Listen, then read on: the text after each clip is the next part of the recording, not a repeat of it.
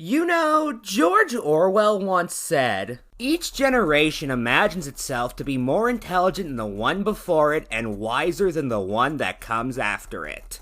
I mention this because I couldn't help but think of this quote when I saw an article from the Daily Mail by a woman named Belle Mooney with the headline, "Witch, harridan, harpy, and new insults like Karen and TERF. Even worse, many such slurs aren't from men but self-righteous young women." Now a book provocatively titled Hags asks, why is hating middle-aged women the last acceptable prejudice? The first thing I should note, by the way, is that if the author of this article wishes to claim that these terms are slurs being thrown at her, she should probably learn what they mean. Regarding the term Karen, she says, "Then comes the more modern insult. Karen, a middle-aged white woman who, shock horror, has opinions. I was recently smeared as a Karen on social media by a beautiful young black businesswoman. What had I done?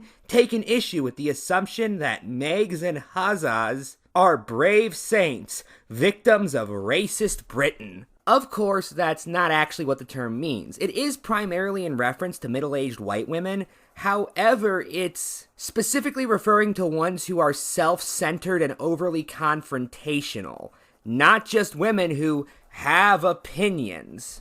For example, the top definition on Urban Dictionary reads, "Middle-aged woman, typically blonde, makes solutions to others' problems and inconvenience to her, although she isn't even remotely affected." The entry then uses the examples of a woman suing a local city council after they install a stop sign that hides the sun from their window for a couple of minutes, after it was installed in response to the death of a child, a woman refusing to wear masks in the supermarket during the COVID-19 pandemic, and a woman parking a car on a wheelchair ramp because it used to be her favorite parking spot.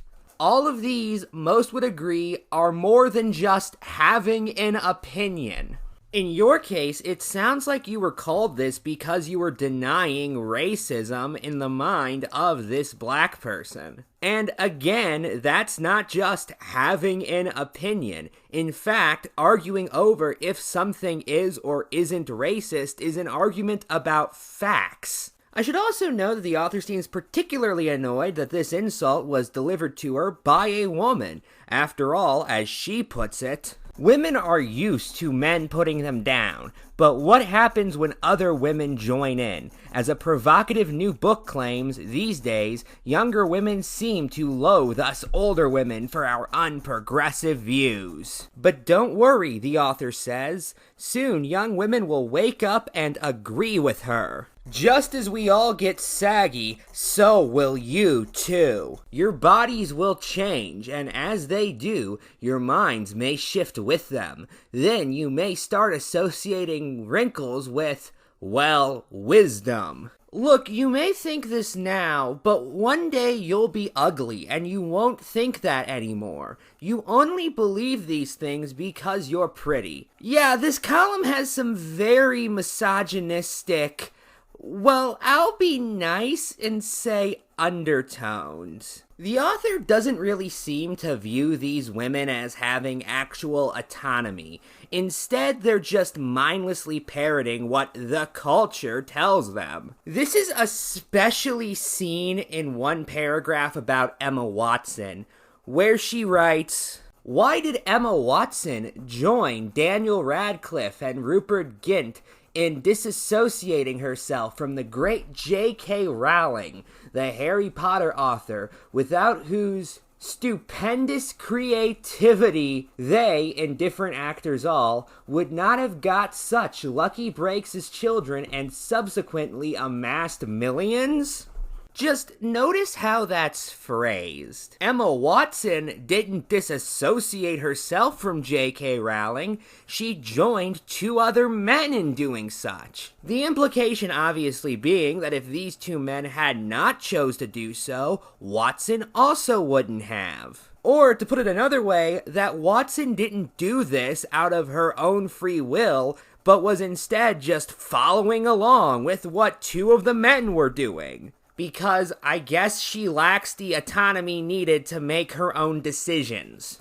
Although maybe that is what she believes, given she quite literally writes, "These younger women have been brainwashed by the gender identity ideology that questions their own existence as real women." Mind you, this article would likely be more compelling if it, actually presented an argument against the position these young women who have been brainwashed actually hold. Instead, we get fairly uninteresting warnings about a bleak future where people use the term sex work, I guess. They are the ones who diminish the brutal reality of prostitution by calling it sex work. See nothing wrong with students regarding digital stripping as a career option, and chorus trans women are women with all the fervent piety of acolytes at the altar. You mean have opinions? How dare they? You see, I can do this too. It's not very hard. As for your point about sex work, well, that's just what it is. It's work in relation to sex, hence the term. It's more accurate and to the point, and that's why a lot of people prefer it. I also want to point out that this article is saying that people like her are getting mean words thrown at her left and right, while also criticizing us as a society for not using the meaner words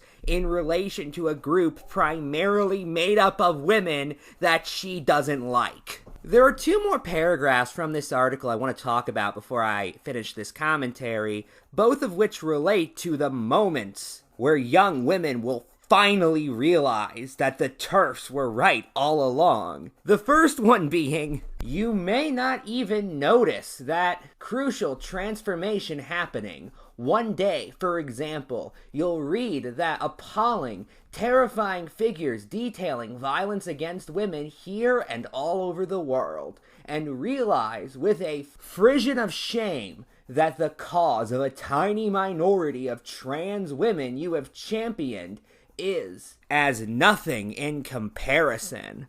I'm not even fully sure what the point is supposed to be here. I think it's that because there are bad things that occur against women, therefore women shouldn't fight for transgender rights. Never mind, by the way, how transgender people are more likely to face violent crime than cisgender people, by the way. But even if we push that to the wayside, this still doesn't make any sense. Yeah, nothing compares to the widespread and universal in a large chunk of the world prejudice of misogyny. Does that mean that we shouldn't have any fights for the rights of other people until misogyny is completely 100% solved forever? Obviously not. That would be stupid. You may watch your daughters growing and realize that your fears for their safety in a hypersexualized world count more than anything. You start to use reason. You will remember with shame how you demolished the women who stood up for their sisters.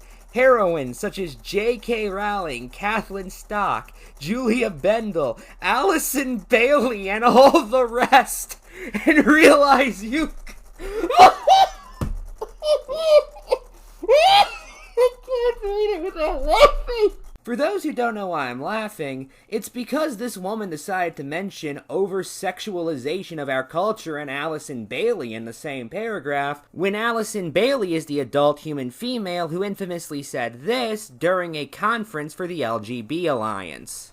Up and down the country and around the world, girls are removing breasts that have never known a lover's caress. Good night and good luck.